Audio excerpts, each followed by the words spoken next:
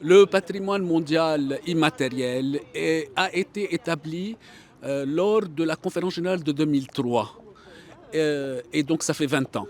Il y a 180 pays qui l'ont ratifié, dont le Liban en 2007.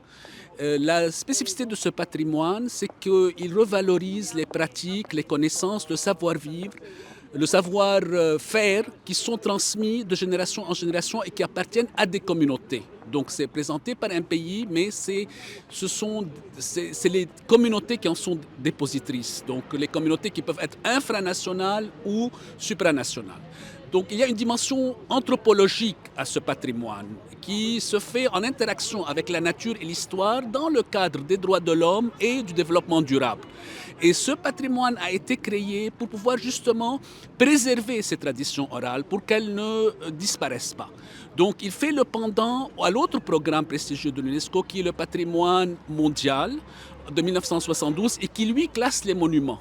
Mais ces deux programmes visent à revaloriser l'identité à travers les pays et leur histoire, l'identité à travers les communautés. Parce qu'avec la mondialisation, on a estimé qu'il fallait développer ce type d'exercice pour relier les communautés entre elles et reconnaître les droits des minorités. Donc il y a une dimension autant anthropologique que politique à cette reconnaissance-là. C'est vrai que c'est un programme prestigieux qui vient compléter le patrimoine mondial matériel, où le Liban a déjà 6 sites inscrits. Et là, nous avons présenté, c'est l'ambassadrice Sahar Bassiri, c'est le Liban qui a présenté, à travers l'ambassadrice Sahar Bassiri, qui a présenté le dossier, et c'est Madame Annie Toamé, qui est notre experte pour le patrimoine immatériel, qui a présenté le dossier. Donc il s'agit vraiment de présenter un dossier complet et qui correspond aux critères établis par l'UNESCO.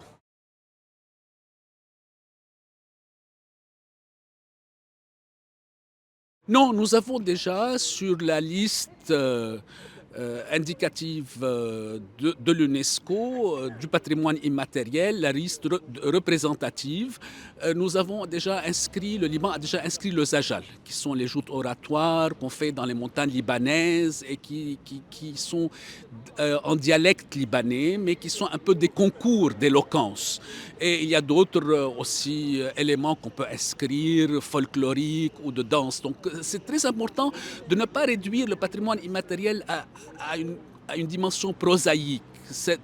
Il y a une dimension qui vise à resserrer les liens dans un même pays et puis à reconnaître l'identité d'un pays à travers ces éléments en les inscrivant. Donc il y a toute une démarche pour sauvegarder ces traditions qui risqueraient de se perdre et pour les préserver et pour les inscrire, donc pour leur donner une reconnaissance au niveau de l'humanité, au niveau du patrimoine immatériel mondial.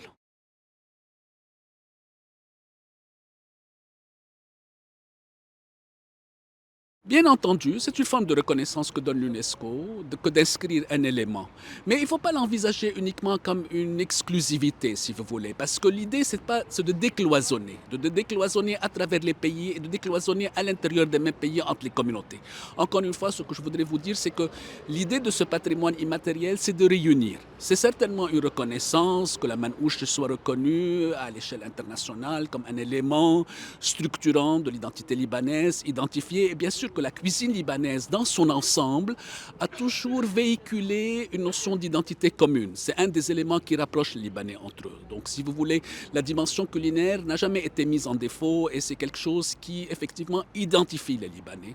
Et donc c'est une façon de renforcer. Encore une fois, comme je vous l'ai dit, tout ça, c'est le but au final, c'est dans cette démarche, c'est de rassembler les Libanais, de les réunir et de les faire connaître dans ce qu'ils peuvent apporter et de partager justement ce savoir-faire et ces connaissances et ces pratiques vivantes, de pouvoir les diffuser. La cuisine libanaise est connue à travers le monde, mais la manouché est un élément structurant de base, parce que l'idée même de la manouché, c'est vraiment la galette que tout le monde connaît, que tout le monde mange, que tout le monde apprécie. Donc, si vous voulez, c'est un élément qui touche aussi l'affectif. Il touche le politique, il touche l'anthropologique, il touche l'affectif.